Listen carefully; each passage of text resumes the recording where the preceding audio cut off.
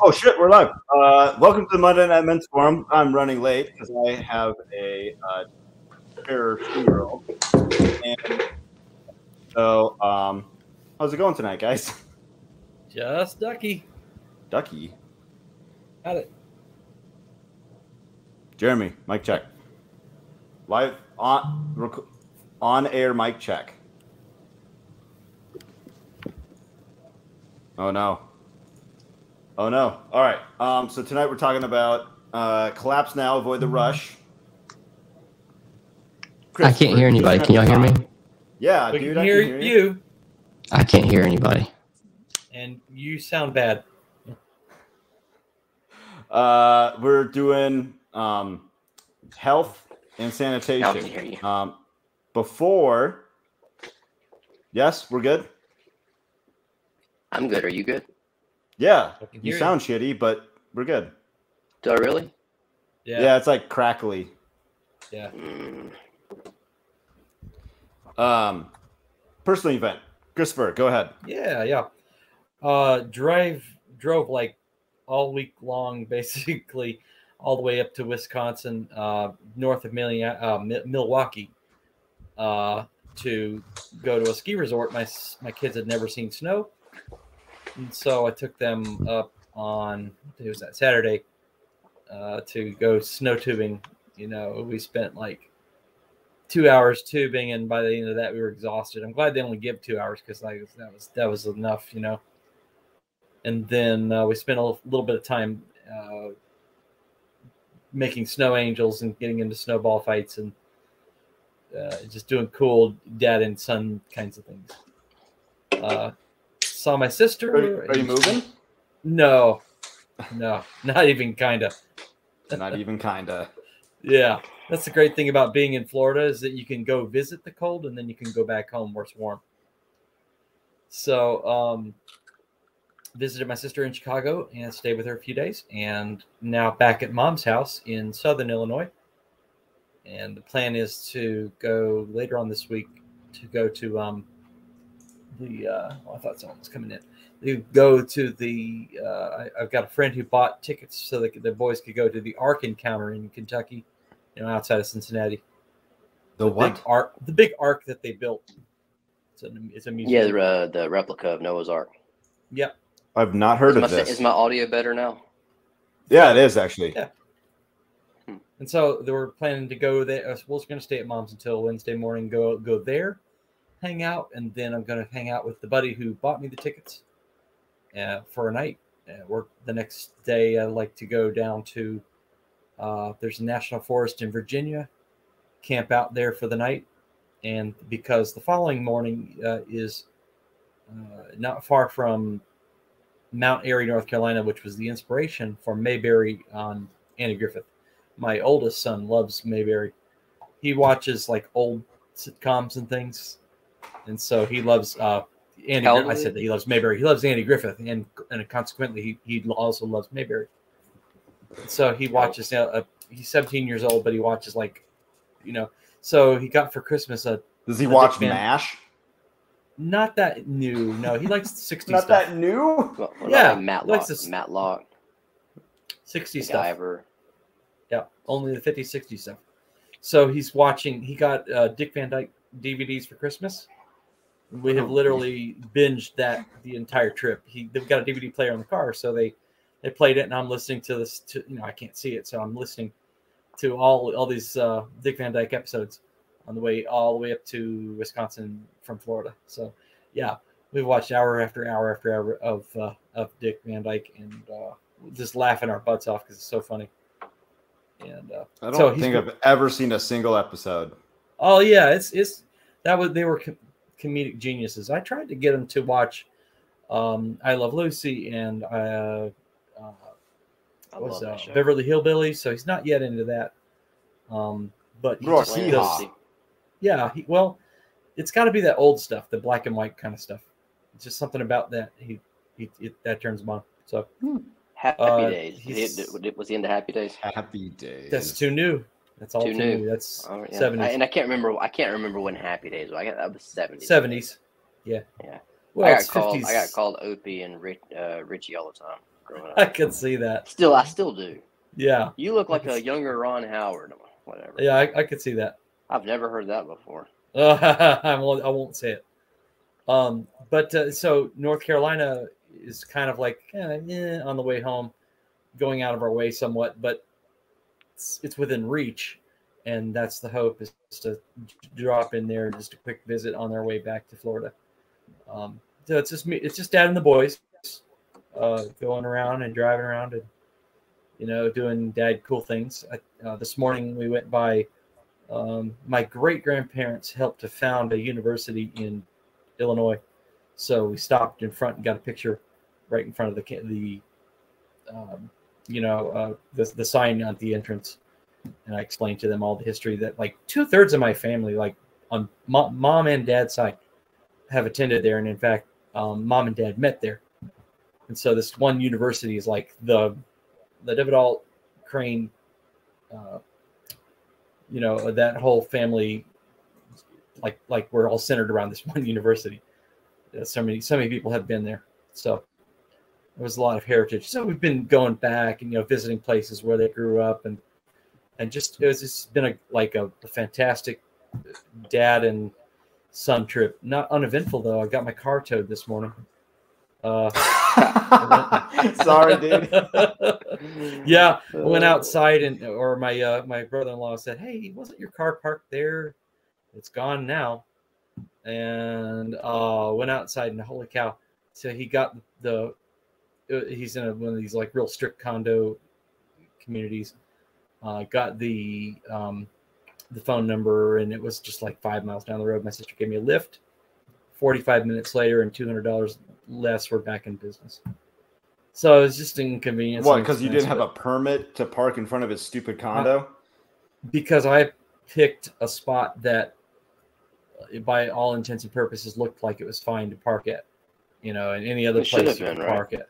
Yeah, there was a yellow stripe. So if I had read all the signs at the entrance, and if I had paid real careful and close attention, I wouldn't have parked there, but I did. And it is what it is. Well, the fact that there's multiple signs to have to tell you don't park there, that's too many signs. Yeah. There should be one sign. This Ark Encounter thing, really cool. Yeah. So is it just me, or is Matt frozen? Yeah, Matt's frozen his video. Okay, good. I'm just making sure. Like, I didn't know if it was me or you're crackly again. My connection. I'm like the only guy with the normal. No, you look like shit too. Again. I'm crackly again. Yeah, Christopher, you're all pixelated. That is because we're all hot I tonight. am in low bandwidth location. Yeah, me too. But I can try. Never been told in my life that was hot. Let's try that. See the pimples. I'm on an LTE connection in Jackson, Mississippi. That's about as best as I can do here. All right, this is going to be the worst episode ever. Looking forward to it. Jeremy, go ahead. Look, man, I even brought like a professional mic-ish. Oh, dang. Yeah.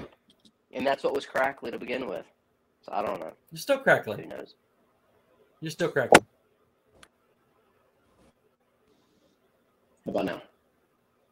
No, it just sounds just whatever. Go. Yeah, I'm not going to personal. Yeah, personal event. We've made a decision to renovate our bathroom, so now we've embarked on this massive project, which is daunting and expensive, but exciting all at the same time.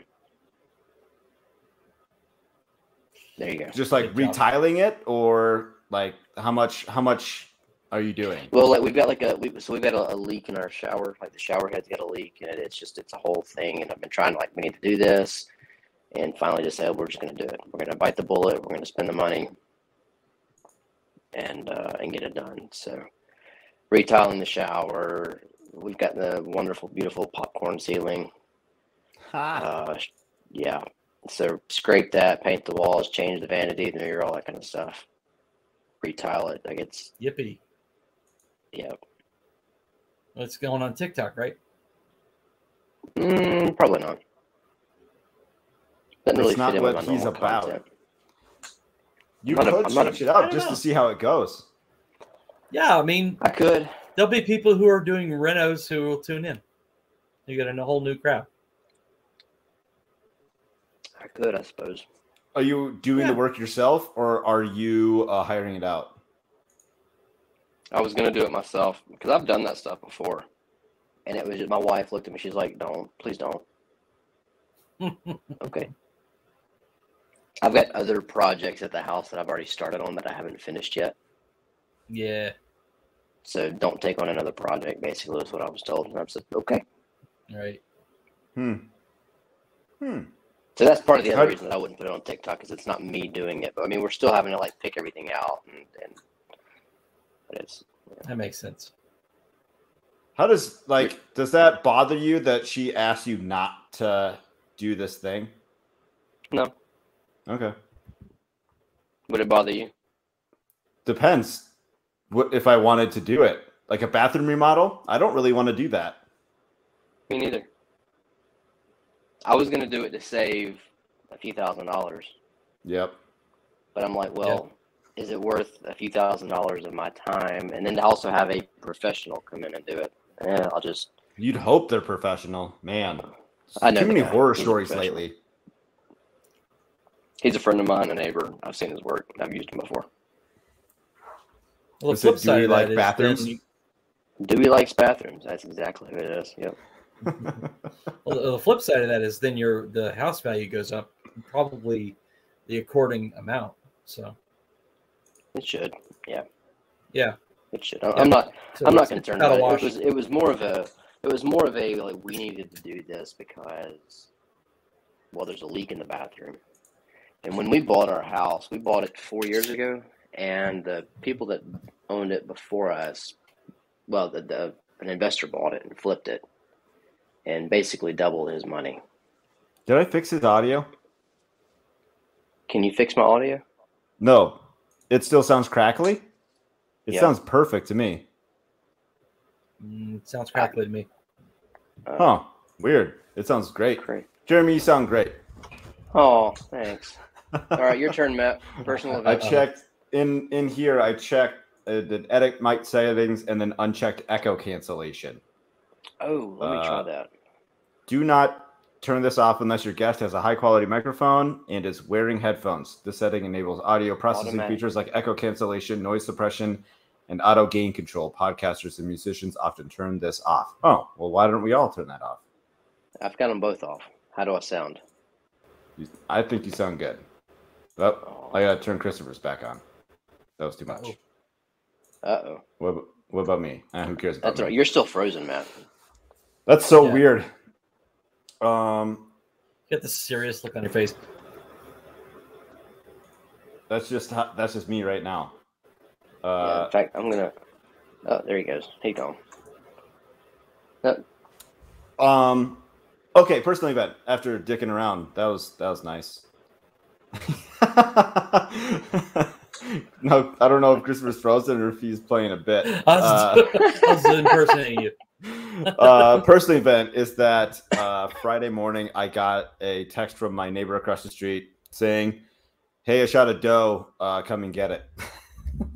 Oh. And so surprise. You posted that on TikTok. That's right. Yes, I did. That video got flagged and taken down, by the way. I bet you can guess about why. what I expected. Yeah, and so, but I appealed it and I got it back with a sensitivity warning. Because of the deer hide. It's like it promotes the mutilation of animals or whatever. That's why on TikTok I would not. Had a friend of mine was like, well, hey, from a prepping standpoint, he killed it. He was going to kill a deer, and he said, do you want to come over? No, he had one that he had killed. And he's like, hey, you want to come watch me process it, film it for TikTok? And I said, no, they'll pull it in. Yeah, I can't. You can't do that. Like their sensitivity guidelines are stupid. It is pretty stupid. So my son was outside with me all morning while I did that, and I went down to a local butcher shop, picked up 15 pounds of pork fat to cube it, and so I cut out the back straps and set those aside, and then everything else we're gonna grind and make breakfast sausage with it. So it was like 28 pounds of meat. Yes, sir. And then it's about 5, and the ratio should be about 5.5, 6 pounds of pork fat. So I bought way too much, but it's fine, and then we'll have some good breakfast sausage to eat. So, speaking of your TikTok videos, 300,000. No way, dude. Whoa. So on the last men's forum, Jeremy was like, "Here's." I can't remember if we talked it on air or off air. It was afterwards, off air. We'll get to the episode. This is what we're going to talk about for just a second. He's like, "This is the formula," and I'm giving away all your secrets. But they're not secrets. Like, I don't mind sharing it. Right. But here's the thing, though. They don't always work. But when I've had a video take off, that is statistically been the formula. Sure. So, problem, go ahead. Possible solution. But you have to be very, like, quick about it. You can't, like, diddle-daddle. What I did is I was like, hey, peanut butter isn't working. It's a stupid video, too. It doesn't even, literally nothing's happening. I'd say peanut butter isn't working in my mouse traps anymore. I'm going to try bacon grease. And then all I did was like take a paint stick and snap on my traps and then put bacon grease on my traps. I don't even show me resetting the traps. I'm just like talking. And then that's it. And so Jeremy was like, shorten the time to the set, like snapping the traps, because I ended up cutting like 10 seconds by shortening all those little clips. And that was definitely the right call. And on TikTok, I mean, like 5-10 seconds makes all the difference in the world. Yeah. The the ands, like if you look at all of my videos, and a lot of people that have some of these, and not all of mine get that kind of, like, most of my videos like these days after the red videos are getting like 3,000 to 4,000 views. But like they'll cut out all of the and the dead space, and it's very just pop. Yeah, because that's all the attention span we have these days. That's right. Use jump cut editing. Basically, yep. Yeah, does it do it automatically? Mm-mm. I just use CapCut, and I'll just go through, like, I think there's some apps. Is that free? But I'll just CapCut. Or do you pay for CapCut? There's some paid options, but I've never needed it. So but I'll just take the video clip, and I'll stop here, and I'll just cut, delete, and just kind of drag it till it gets just it's very quick and precise and to the point. And that's just what people have become accustomed to hearing. Oh, shoot. I was wondering how long it'd take. Sorry, Grant. I wasn't paying attention. Bye, Grant. What y'all talking about? We're just talking about that video. The other thing about that TikTok and like making TikTok is don't overthink it. Like, just make the video and see what happens. Yep. And publish it. And the thing that I think people like, what's like mousetraps, everyone has their own stupid opinion about what makes the best mousetrap or mousetrap bait or whatever. And I'm being such a smart ass and like a dickhead in the comments. Like, I use dog food, and I'm like, I'm not trying to catch dogs. I'm catching mice, and just stuff like that.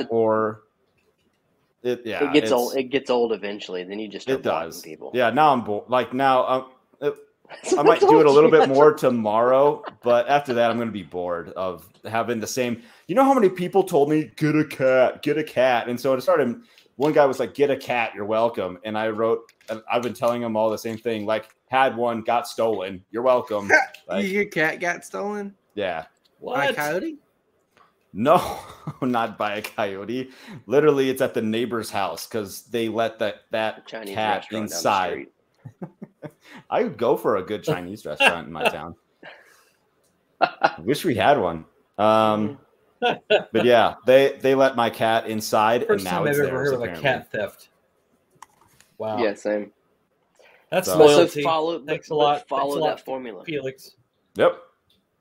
What formula? It will not work every single time, but it works. Being informative. Problem, possible solution, or solution, but be quick, and don't overthink it. Just you need a hook on the front end, and if you can have a question or this is my problem or a question, you've got somebody just like that, and then they are more likely to stick around. Works. Yep. Grant, personal event, quickly. You got Personal 10 event. seconds.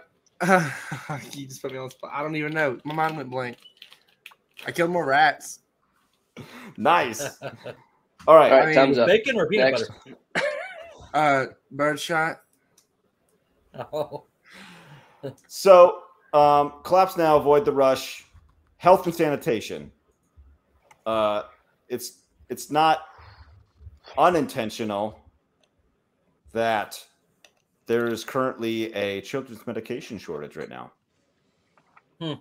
Like there's, I don't remember Children's exactly. medication shortage. Yes, nationwide shortage of cold, flu, and fever medicines for children is causing some drugstore chains to limit purchases of the products amid triple-demic this holiday season. Oh, good grief. Yeah. Yeah. COVID, flu, RSV, and RSV. RSV, flu, and the coof. The unmentionable. Rona. The Rona. The Rona is still here with Man, us. just grow you some elderberries. Elderberries, garlic, make you some fire cider. You'll be all right. I like that idea. I overdid the fire cider like a couple weeks ago. Like I felt like I was getting something, and you were taking shots like it was like New Year's Eve. I was doing 1 a.m, and because I had a weird work schedule. It was like I had like 2 4-day weekends in a row. It was really weird, and so like I would do like 1 a.m, 1 in the like 1 around noon, and then 1 in the evening, or just 1 a.m. and 1 in the evening. That's too much. That is too much fire tonic. That's a lot. And like, are you doing that preventative? Like my gut was like, I got your seeds. Squirrel. Fun. Yeah, sorry, squirrel. I am a squirrel, man. I'm just a squirrel. That's good. Glad you got anyway, it. So I had to stop. I had to stop drinking the fire water. Once a day or twice a day. Yeah. Once seemed to be enough. Preventive. It's freaking strong. Like we made our own. It is like crazy strong. Like yeah, it kicks your butt. I've got some brewing right now on the counter that's overdue. I'm like, how long is too long to let it sit there and brew? Dilute but I need to strain it out. If it makes you foam with the mouth, you went too far. Cut it with more vinegar? I guess. I have no idea. It should be fine, though. It's going on like 3 months, which is really supposed to sit for 2 months. But, I mean, what's it going to do to get more potent? Just completely wipe out your gut bacteria. It shouldn't. Maybe. Hopefully not. You'll be fine. But like, all right. So here's the thing, though. So talking about gut bacteria, I think there's so much from a health and sanitation standpoint. Let's just stick with health that you can do preventive, so that you don't have to take medication. So that there's natural remedies on everything to most anything. And so for me, I used to stockpile medications. I don't take medications anymore. I would rather have a natural way of healing. Yeah. So that I can grow it again. Grow it again. Go out or find it in the woods or something. Fire cider. Let food be thy medicine, and let medicine be thy food. Right. You remember it was Hippocrates. Hippocrates. Yep, that's right. Have you ever heard of kefir? Yeah, I drink that. Okay. I think the strawberry stuff in the grocery store. Yeah, that's good stuff. Nasty. I like it. I'll drink the whole bottle. I mean, it's okay. I make my own every day, and I've got kefir grains, and it's the easiest thing that you can make. But it has so many like good gut. Micro whatever, I can't even think of the word right now. Yeah, microbes. Right. Microbes. Yeah, so like I drink that, and it's trying to like I got off medications because of, well, if there's a collapse, like I took omeprazole for years, 10 years, and I'm off of it. Like I've gotten off of all medication because of this, and so I think that's the key, is to figure out a way to get off. I mean, none of that. There's some exceptions. I mean, people that are diabetic, obviously, you're going to have to deal with that kind of stuff, but blood pressure, I think there's ways to do that. Mental health issues, that's a different kind of story too. But I mean, like, if you can get off of some stuff, I think you need to get off of it. Talk to your doctor, do it safely, but or don't talk to your doctor. Or just find you a doctor that. I tried that once, but like I found a doctor that believed in getting to the root cause of the issue. Yeah. And so she helped me figure out what the real problem was. And then we developed a plan to get off of the medications. And so I still go and I get my annual checkup. We talk about things, and like it's perfect. That's the way doctors should be. So that you don't have to stockpile medications. Anyway. Men should have female doctors. I agree. What? No, I'm serious. I had a very random comment. It was just something I picked up on. You have a female doctor, and I had a female doctor, and man, it was the my only doctor I've ever had is an old Mexican man. Okay, here's where I'm going with that. My old boss, he's like, called me old-fashioned, but I think men should have a male doctor, and I'm like, well, if they gotta grab your balls for some reason, that's kind of gay. I figured that's probably where you were taking that. But I mean it's, I guess. But if you're thinking of it that way, if it's not a doctor, then it's Okay. Jeremy's like, yep, you got me. I'm gonna mute myself. You figured me out. I got no comeback to that. That's fine. You got nothing to worry about. You got a female doctor. Right. Anyway, yeah. But I think that your doctor should be whoever is best for the job. But yeah, a woman. Yes. Apparently, yeah. Moving on. No, but you bring up a good point about reducing your need for dependencies. Like, yeah. That's less you have to prep. I think that's where you start. I was telling you my interview about how I accidentally did what my doctor called a Wilson's protocol, and he treats me like an adult. He's a very good doctor. He does take the best of the West and the best of the East, and applies what is best for my situation. So he'll just take whatever's good. And in my situation, he allowed me to tinker with my own thyroid medication.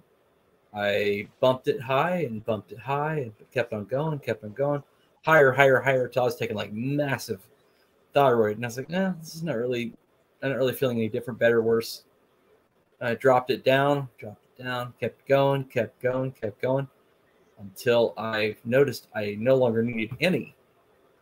And I was like, what's going on here? And I no longer need it at all. And I talked to him about it. And he said, I think you accidentally did a Wilson's protocol. And so just look that up. Now do it for diabetes. Diabetes. Just push the limit.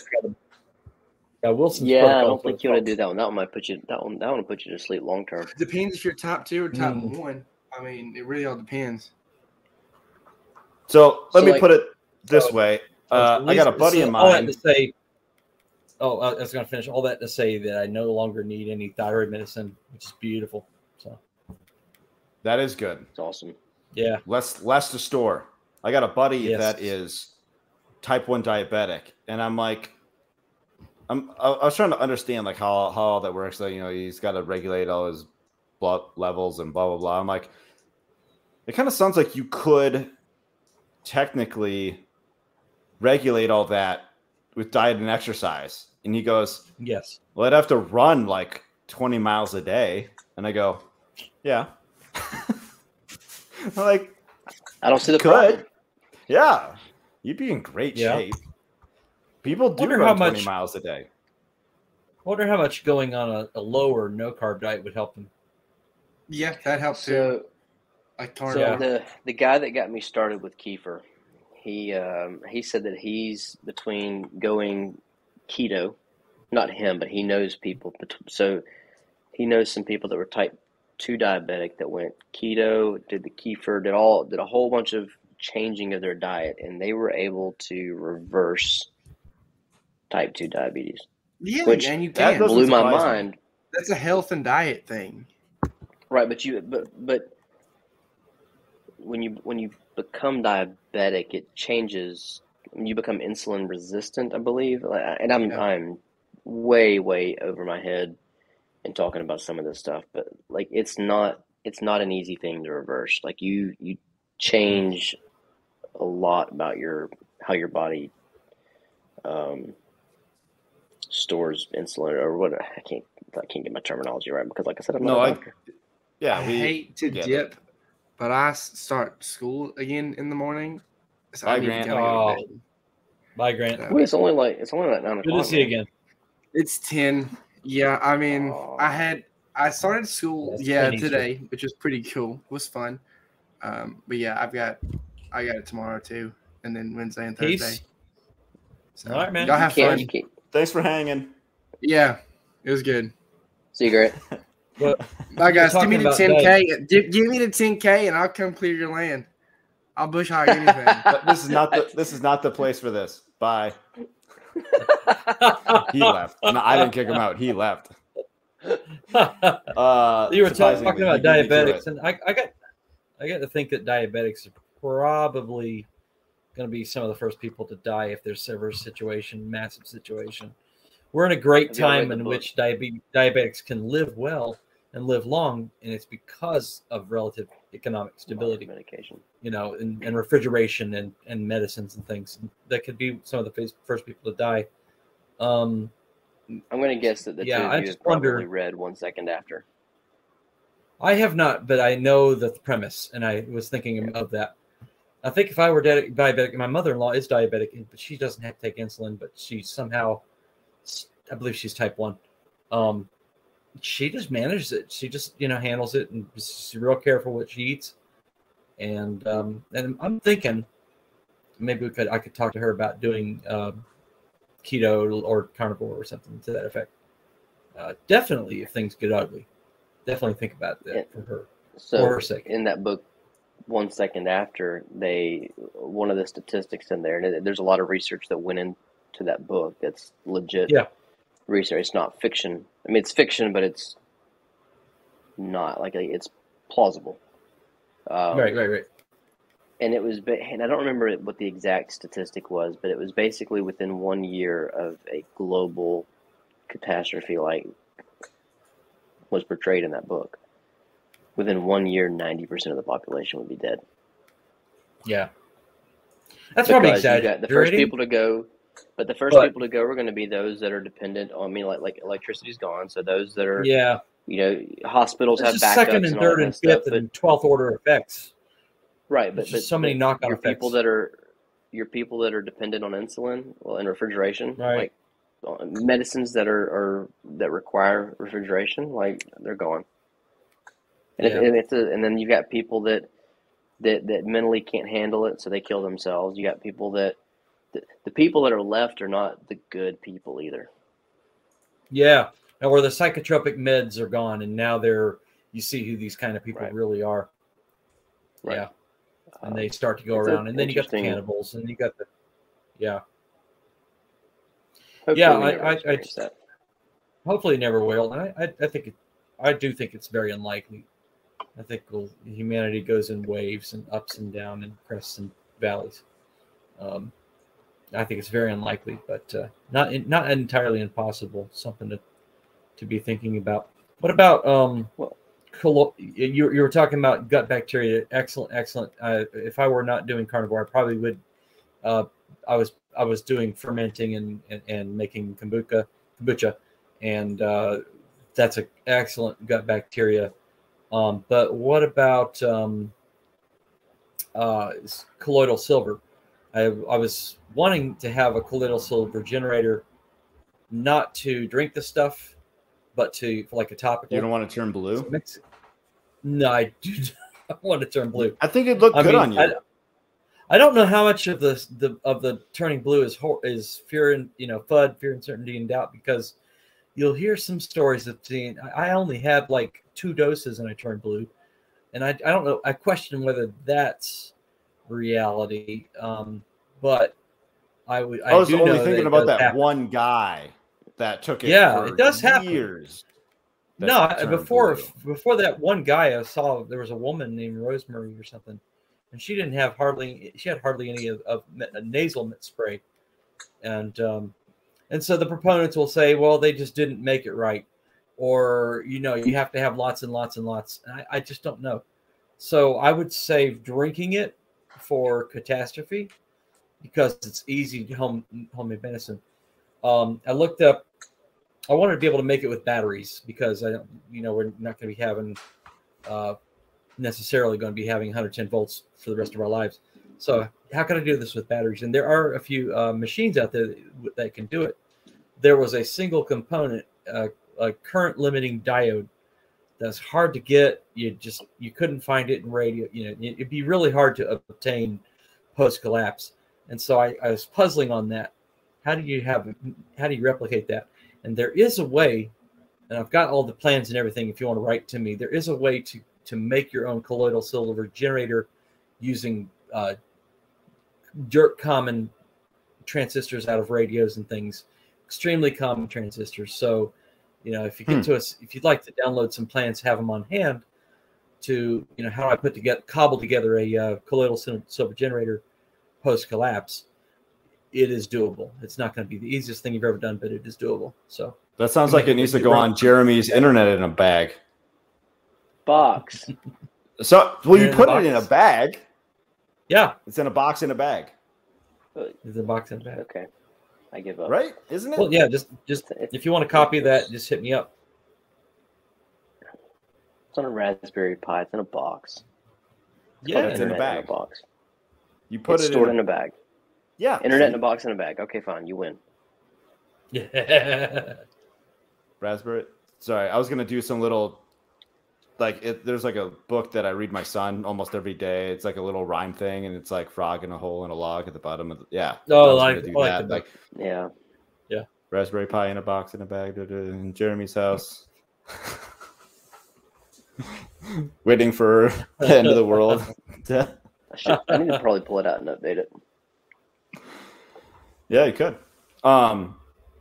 So you get the colloidal silver generator and put it in there. What kind of just regular stuff should people store? Like, fish mocks or bird mocks, Band-Aids, antiseptics, a tourniquet if you know how to use it, or like that freeze frame on Matt's face right there. Hold on a second. I'm sending this to you. This is fantastic. I'm gonna turn it off. I'm gonna turn off my camera. Got it. Take a see if I can do it. Oh, I could take a screenshot, couldn't I? How do I take a screenshot on the iPad? I'm trying to do it. See if I can do it. I won't watch me end up killing this broadcast or something. Oh, I got it. Sweet. I'll send that to you later. Thanks. I'll make that the thumbnail or something. I don't know. If it's that good. I think obviously like a first aid kit. You need a good solid first aid kit. Yeah. Burn treatment. Yeah. Yeah. Chemical burns. Your burn treatment.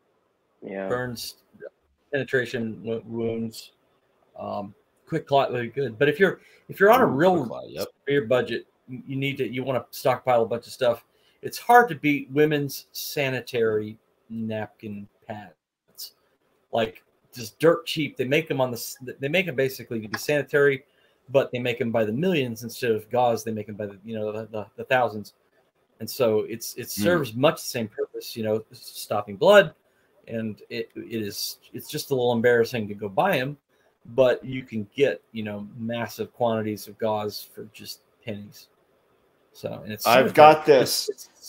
It's sealed. There's an old picture I posted online. A couple of years ago, I had what the hell is it? I had a small bowel obstruction, and so they had to cut me open. They're like, "Why is somebody your age having a small bowel obstruction?" And basically, they went through my guts like a clown with a handkerchief, and they didn't find anything, which is ironic because they're like, well, it could have been a little piece of scar tissue from when like you fell off your bike when you were a kid or something like that. But dang. So like, and you have like a blockage by scar tissue. So by opening me up, they created more scar tissue. But whatever. Yeah. So so anyways, so I had like 17 staples. Like I got like a zipper right at the bottom, right at the bottom of my gut, and the all the adhesive tape was like irritating my skin, and so I cut a maxi pad in half and stuck it on there because like my pants and my shirt was like, otherwise it would like rub that incision and it would really irritate the skin. So I had to protect it somehow, and people were like, haha, Matt's on the rag or something. It's strange, but it really, really works because you got, economies of scale working for you, and it has been sterilized. They're great for wounds. So thankfully I wasn't having a heavy flow day. So here's another one. Here's another interesting kind of a different topic. It reminded me just because I was rubbing my eyes. But what about people that wear contacts in classes? You're gonna die. So I had in April of 21, I had corrective surgery because, for a couple of reasons. But I was like, I'm just from a prepping standpoint, like I don't need corrective lenses anymore. Like, what if? Yeah. Sure. Get lots of cheap glasses. Yeah. Like you can get good pairs for $50 from like Zennies, Eyeglass Warehouse or wherever. I don't know. Yeah, it's like the best glasses I've ever had. I get compliments on them. They're very comfortable. $50 total. Are y'all wearing the same glasses? Kind of looks like it. I doubt it. Might well be. I've had these for like 7-8 years, probably. It's like I wore and never ever throw away old glasses. Yep. I keep my old I keep a pair in my bug out bag that I used to wear. I keep a pair in the car, in the trunk box. I keep a pair, in the house and bathroom, and I got like 10 pairs scattered all around. Just never throw them away. I used to also. Yeah. Even if you don't wear them, they're there if you ever need them. Now I don't have any. I just got rid of them because I donated all of them. Donated them anymore. But yeah, if you wear glasses, don't ever throw away the old pair. Work for you. Don't mess up your eyes.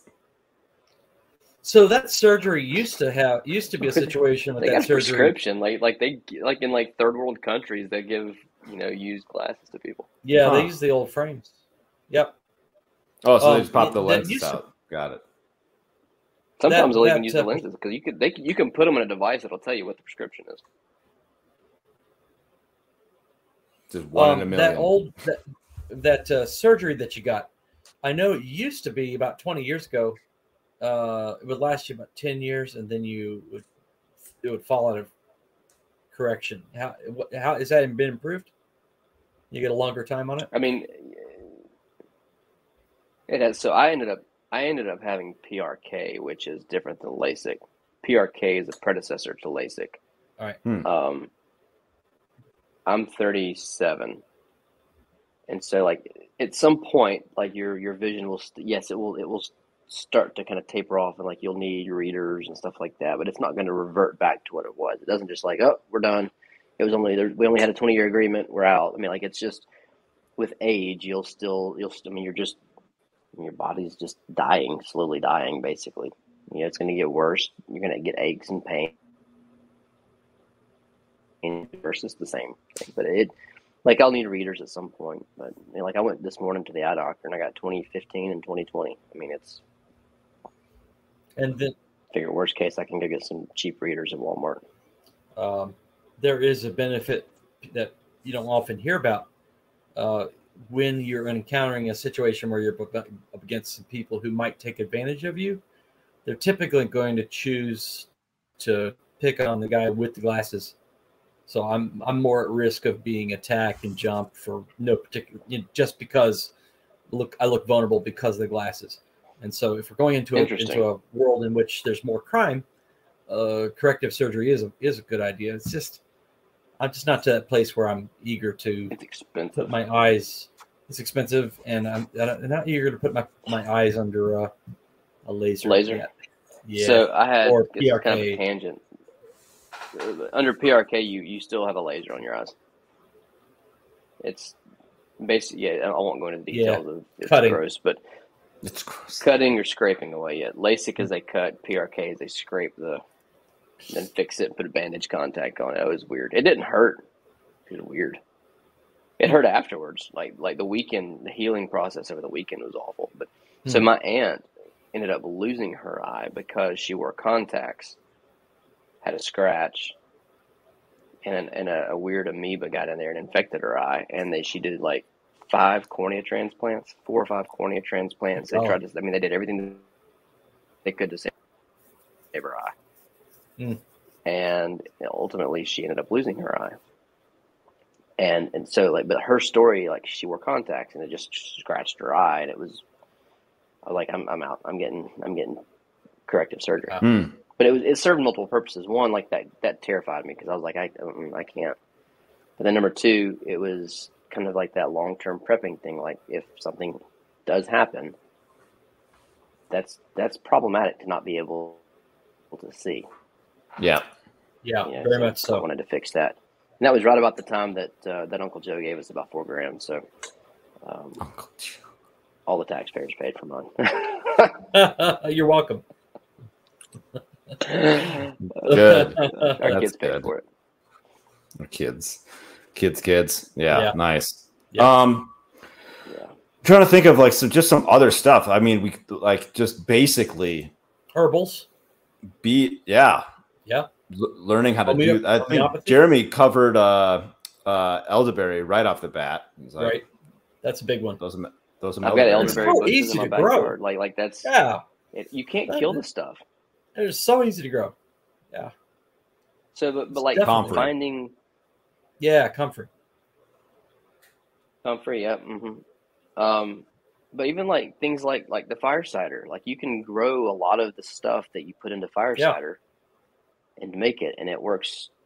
Again, I get back to what can you do preventative to keep from getting sick? What can you do from a maintenance standpoint to eating healthier, to taking, you can feel a little bit of tickle in your throat. You start taking the fire cider, Matt, I think we talked about this. My wife, in one of the episodes, I was eating raw garlic on TikTok. This is the last time that I was in Jackson. I'm over here, and my wife's called me. She's like, hey, we got the flu. So I go home, and I'm like, I'm just going to start popping garlic. And I kissed her, not knowing that she had the flu yet. And then that night she had a fever, and I was like, well, I've surely got it. I didn't get the flu. Cool. I didn't get a flu shot or nothing. I was just eating raw garlic. Either I got one hell of an immune system, or whatever I did worked. Or both. I think there's not, or both. Yeah, but you can boost your immune system based on the foods that you eat. So that's my. No, there's a lot to that. There really is. What are you putting into your body to give you the best gut bacteria? Because if you're feeding it garbage, you're gonna feel like garbage. That's why I drink kefir every day. I enjoy some beer too, but I don't. There's plenty of bad things that I still eat and drink, but I also eat plenty of good. I think to try to offset some of that. You could do pine needle tea. A lot of vitamin C in pine needles. Yep. We got a lot of pine around here. I've seen people make that. I've never tried it, but I've seen people make it. And it's one of those. I've got this long list of things that I want to make and try. Yeah. TikTok's made me want to do. Yeah, same. We've been looking at this frozen picture of Matt the entire night. Well, here, let me help you out there. No, I'm good. No, it was beautiful, man. One thing you could do is actually know a doctor locally. If it's too far away, it's going to be too inconvenient. And I mean, I also just never go to the doctor, so I would have no reason to like. I don't have that kind of shoe in to make that connection. So maybe that's like I'm just gonna have to start making things up. Like, oh yeah, I'm I don't know, I'm not just not feeling that good, and just go through doctors just to see which one's the best. That'll So when help you me say out. you don't go to the doctor, is it because you just don't get sick, There's that, or is it and because I you also just refuse to go? Well, for the longest time, for the longest time, we just had really crappy insurance. And I also just hate going. Nothing about it's enjoyable. The last time I honestly went to the doctor was Wait, you don't enjoy going to the doctor? only if I'm getting a prostate exam.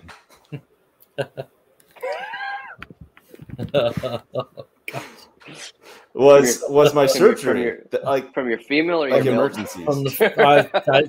Let's not go there. We get one of each. They compare notes. Oh, good. Yeah. So that if you have that, trained medical personnel resource, I mean, even an ER nurse would be a great resource to have in your community. Yeah, definitely. So I agree, but I'm going to throw one little caveat on there. Do it. If these ER nurses or nurse practitioners, like we've got like our best friends, she's a nurse practitioner, but she grew up being taught by the system. Like her medical training is from the system. Right. Yeah. Well, when the system is gone, yeah. I mean, what good is I her can't training? imagine I mean, like she can't be entirely useless. They've got to be able to know how. No. I am not saying that useless at all because I mean, Oh no. Careful. But like you cut yourself, like she can suture you up. Yeah. I mean, like if you've got this all and nurses this are going heroes. on, she can say, yeah, it sounds like you have this going on. Mm-hmm. But from a treatment standpoint, if antibiotics aren't there, if over-the-counter medications, prescription medications aren't available, well, how are they going to treat it? They can diagnose you, but they can't treat you. I think they would just shift their brain patterns and start to work with what they've got. Well, they would have to, but they would have to learn natural remedies to the training that they already have. Yeah. So And I'm not saying that they're useless at all. Yeah. Right. Yeah. Right. Well, I think it's an adjustment of their training. Yeah. But like I've got books that talk about herbal remedies that I have hard copy books, not on the computer, hard copy books that are in my possession because of things like this. Yeah, exactly. Yeah, and in books, I was just thinking about that. Like, if you're scraping by, you don't have much money, you want to put some good books, get you the Where There Is No Doctor, Where There Is No Dentist, down lots of herbal medicine free ebooks all the time, all over the place. Ship's Captain Medical Guide is a surprising. I saw that one. The Ship's Captain Medical Guide is, if you think about it, you're out at sea, you're not likely to get fast response. There's a critical emergency, you have to deal with it yourself. So what does the ship's captain do? They have to sort of handle a lot on their own. Make do. Yeah. Mountaineering guides are paid a little bit more for those, but those are good medical mountaineering guides. Yeah. So I've done. So I'm looking right now through my TikTok feed. So there's been a couple of times where I've done these videos that say, let's see, what doomsday books do you recommend? Mm-hmm. And so like I'll start the video out by, what do you recommend? Here's mine. And every one of those get a couple 100,000 views. Wow. And the amount of 1,200 comments on this one that's got 291,000 views, and it's full of recommendations like that. What people have in their libraries, what they like, which was the purpose of the video, is I want other people's perspectives. Like what books would you buy? Because I'm going to go research all of these and add them to my library. But it's interesting. But people are intrigued by that kind of stuff. People want to know like what books are good because they don't know. Exactly. If you're looking to spend a little bit, you can get the Doom and Bloom medical guide is a great one. I do have that. I don't have that one. I figured, I looked at my collection and said, I really do have quite a bit, but I think if I were to buy it, I'd get the full color spiral bound flip out with all the extras. And I'm like, that's almost $100. And I'm looking at my collection going, I think I could get by with what I already have. So I just didn't bother with it, but it looks like it's solid. It looks like it's really good. Dr. Bones, Nurse Amy, Doom and Bloom. I've reviewed it because I was like, I wonder if I cracked it open like once. Yeah. Maybe twice. Once for a burn and second time for a snake bite. Now, nobody got bit by a snake, but I was curious, what do you do with a snake bite? Because a lot of people are like, tourniquet. Well, not really. No. You got to keep your heart rate low, and wherever the bite is, you got to keep it above the heart. Yeah. That's about it. Like in a true, like shit hit the fan scenario, that's all you can do. There is no anti-venom because that stuff. You know how they make that stuff? It's crazy expensive because it's quite the process. They inject sheep, like it's like $250,000 or something like that to get a shot of anti-venom, and you inject sheep and take the blood out of the sheep to have the antibodies or whatever and anti-venom properties and get that, and it's not always successful. It's like it's a whole process, so that's why it's crazy expensive. And so I don't know, start getting bit by snakes, I guess, like your local snakes, and build up your own immunity now. Build up immunity. Yeah, so then you could give your blood to other people and you're the anti-venom. Right. It's a great market solution strategy. In the end of times. You could get paid in silver. Just don't get bit by a snake. You could try. But what are you supposed to do when you see a snake that you want to just pick it up? Not pick it up? I've never in my life wanted to pick up a snake. I'm with that.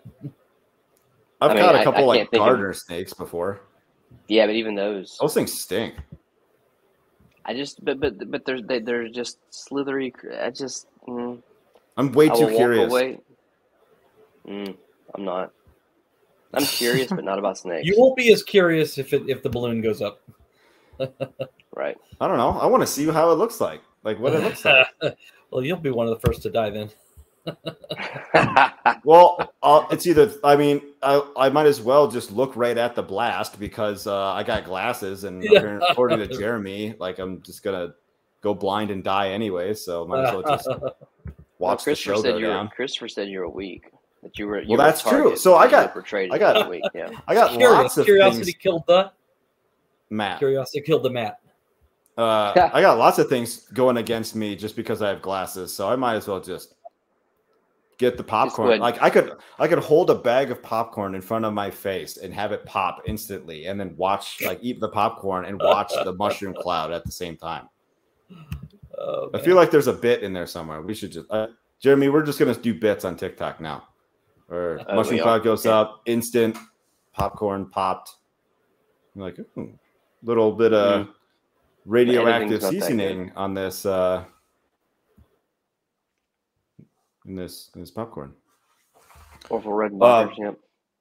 Orville Redenbacher's SDHF blend or whatever, I don't know. It's got a little bit of radioactive decay in it. Don't worry about it. We all know at the end of it. There we go. What do you guys want to wrap up on? I wanted to add to my list I was saying earlier about the Where There Is No Doctor, Where There's No Dentist, and they have a book for midwives to save the same nonprofit organization that puts out those first two has one called A Book for Midwives. I noticed it's $8 for the PDF, but I think that'd be worth grabbing if you have any possibility of either you in your own family pregnant or one of your neighbors to just help you out and know what to do. So there's just so many free and inexpensive resources. Grab them now and get them, while you still can, while they're still available. Download them, buy them, and store them. And like Jeremy does, put them in internet in a box. Or I've got an old in a bag. In a box in a bag. Yeah, I've got an old e-ink reader from Barnes & Noble. It's got an SD card in its slot, and the battery lasts about a month. So you can read your ebooks with, on a battery that just, on a reader that just like sips battery. So it's a beautiful little tablet. And I've got similar to that as well. Yeah. So I did the whole internet in a box thing just as a project, just because it sounded fun. Yeah. And I was like, if I can do this, and it, the amount of people that don't understand how Wi-Fi works is astonishing. Because the amount of comments on that video of, well, but how's this going to work when the cell towers don't work? Because I don't need cell towers. Yeah. This is the device. It emits a signal, and then I have other devices that connect to said signal, and it works. Why would you want this over? But why would you want this over just a tablet with an SD card, a micro SD card? Well, because this device has a terabyte of data on it. More when you add on storage, and I've got other devices, like multiple people in this kind of scenario can connect and read, and someone who's technical like me could easily configure something like that app, in a grid down situation. I could do that, but you could make it for the people who aren't technical to simply plug it in the wall or find a generator, and they would be able to have that whole library. So exactly. Yep. Wrapping up where I like to wrap up, man, I still go back to what I started with. Figure out a way to make yourself less dependent on the system. The healthier you can make yourself now, the less dependent you are on the system, the less dependent you are on pharmaceutical medications, on anything that you buy off the store shelves. Take care of your body now, and it'll be less painful later. I just thought of a quick thing to add. If you are the knowledgeable prepper in your family, write down any and all notes you can for the less knowledgeable spouse or other person in your family, so that you will not be the core of knowledge. If you die, then everybody's screwed because they don't know how to put this widget in the wall and do that. So I've been maintaining and printing out on paper for my wife such a list. It's about 25 pages long of the core essentials.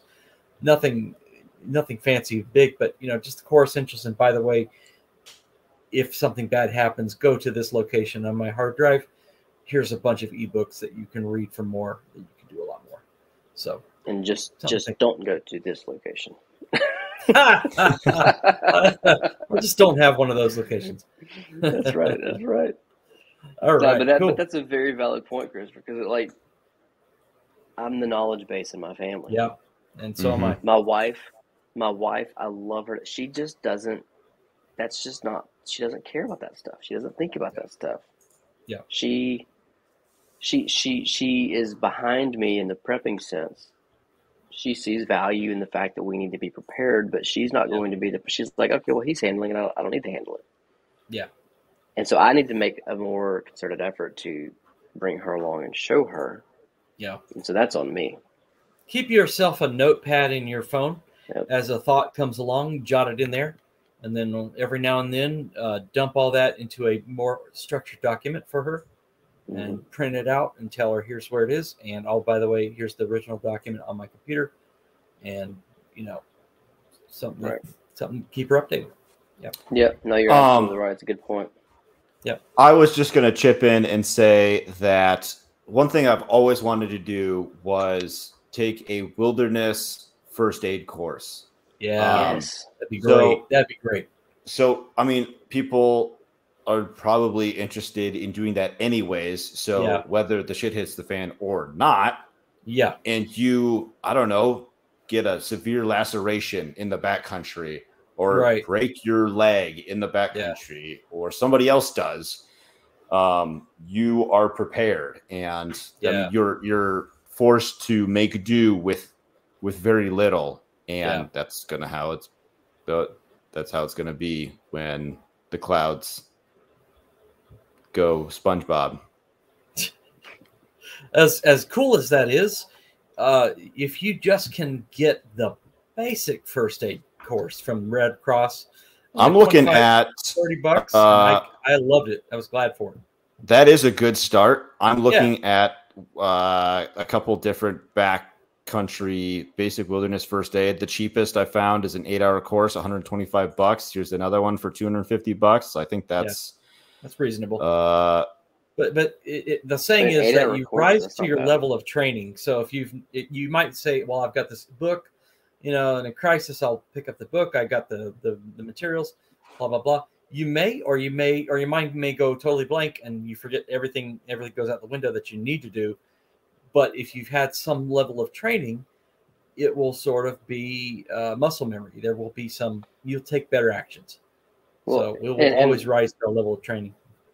What's like the person that says, "Well, hey, if it ever hits the fan, I've got a seed bank. I've got a store of seeds that I'll plant." Yeah. Like, whoa, hold up! No, you need to be planting those now. Because you don't just put something in the ground and have food in a week. Right. You don't put something in the ground in April and are successful your first year. You've got to go through years of failure to learn it. The same thing here. You can't just have raised in Idaho. You can't just put a book on a shelf, and I'm guilty of some of this because I've got a lot of books. Sure, we all are. Yeah, we all are. But you can't just put a book on a shelf and say, well, if I ever need it, it's there. Yes, if you ever need it, it's there, but you also need to pick it up and read it along the way. Yeah, we're all guilty of that. Yep. I should do that with. No, that was it. The first aid thing. Maybe that should be a date night for my wife and I. We're gonna do wilderness first aid together. 8-hour date day. Do a CPR. Then you're lip to lip. Got to do the paddles. Rip up on the shirt. Yeah, there you go. I'm a little tired. This coffee sucks. I'm gonna break up the paddles. But yeah. All right. That is all I wanted to wrap on. Christopher, do your thing. All right, securecoop.com. I am working on a product that is going to notify the chicken keeper if and when there are issues with your chicken coop, door closing. The first product is going to be the coop, and after that, I plan to expand the line of devices out through the entire backyard. I've been working on that and had some technical hurdles, but we're getting much, much closer to a beta test. And I work for a Fortune 50 financial company in the IT department, and I keep their multi-billion-dollar servers running. And so I've used a lot of those same principles on my SecureCoop product, with monitoring, with backups, redundancies, such that I can give a guarantee to my customers that if there's an issue that ever comes up, that I don't notify the customer and they lose their entire flock, I will replace their entire flock up to 20 birds. And so get on the website, get on securecoop.com. There is an ebook on coop protection. Get on the mailing list. I'll tell you when we're going to be coming out with the first product. And there is a coupon below, Farm Hop Life Rocks. Get in there. Yes, nice. Sir. What, 2 months, 3 months? Commit. Maybe this year. Oh my gosh. Yeah, I know. It's awful. No, this quarter. Lower billing this quarter. Yeah, that'd be beautiful. I got to get down to the lab for FCC testing. I've got to finish up circuit design, and we're wrapping up the phone app design now. And the server app is looking smooth. The device software is looking smooth. So we're getting there. It's just, hit a lot of roadblocks, but we're getting there. That FCC stuff is expensive. So is it like a monthly? Yeah, it's a monthly service for monitoring and like a monthly subscription fee. Yep, what you're paying for is my professional monitoring and keep an eye on things, and paging me at 3 a.m. if something breaks, and I get up and take a look at it. So. I just didn't know if it was like I expected that there would be. If you're getting a monthly notifications. Right. I mean, like it's only reasonable to assume that there's a fee to that. So there's a fee to there's a cost for the initial purchase and then the monthly monitoring, kind of like a home security. And as I build, as I build on more accessories, I'm aiming to keep that affordable so that the monthly cost doesn't grow exponentially the more things you grow on. You know, so I'm trying to make it to where a person has like a one-stop shop for their backyard security, their backyard, water levels and feed levels, and just in every way we can reduce labor, increase security, increase the reliability of running your own show in your backyard, which is so much dependent on you. So very nice. Getting there. Nice. Yeah. I look forward Jeremy. to seeing it on the Tickety Talk and the Instagram at Do We Like Donuts. Just chicken content and homesteading content and prepper content. There you go. He's everyone's worst prepper. He's practical. Everyone hates that. You don't think so? Practical? Yeah, I think so. I don't go overboard and buy a whole bunch of unnecessary stuff. See, that's why you're gonna not be the best you can possibly be, because you gotta. Yeah. I gotta take chickens on walks. You saw that video, didn't you? I did. That was so ridiculous. Somebody. Oh my god! I mean, it was I enjoyed that video so much. It was hilarious. Because Colonel Sanders, the rooster, Christopher, did you see it? No. He thinks he can take me. The other rooster, Brandon. Brandon and Let's Go. Yeah, that's middle name. That's Let's right. Go. I like to yell at him every now and then. He knows. Like he runs from me. He's terrified. Oh, yeah. He's a little pansy. Yeah. But Colonel Sanders thinks that he can take me. But what's funny is that Brandon, Little pansy. Yeah, Colonel Sanders is second to Brandon. So it's this weird trifecta going on. But Colonel Sanders thinks he can take me. So I called him somebody was like, "Hey, I want to send you a chicken leash." Okay. It's fine. Cool. This will make for a funny video. I'm not going to take my chickens on a walk, but this will make for a funny video. And she was like, "I want you to use Colonel Sanders." I'm like, "Game on." And just taking requests. Pretty much at this point. Yeah. Pretty much. Whatever gets the views, I suppose. But it was funny though. Like I enjoyed it. Like that chicken, to see him fight that leash was hilarious. There's so get your much wife to do it. there. Part 2. Yeah. You can either put her on the leash. Yeah, either way. That would probably get flagged. But like, there was so much of that video I had to cut out because people would look and go, "Oh, that's animal cruelty." No, he was just fighting the leash, but like he didn't like it. But it was funny. Yeah, like the people that. People. So people are like on my stupid mousetrap video. They're like, "I'm looking for humane methods," or like, "That's not very humane." And I responded to one of them. I'm like, "I'm willing to break the rules of the Geneva Convention on these rodents. Like I'm not holding back. These things need to die." And I don't think they like it. But that's the thing is, you've got those people out there that they're going to sit there and they're going to comment, they're going to report you, and they just cause all the. And you sadly you have to either fight all of them, risk getting banned or blocked, or just appease them. And so I just, you just don't put that stuff out there because it gets flagged. I guess, it's funny until it's not.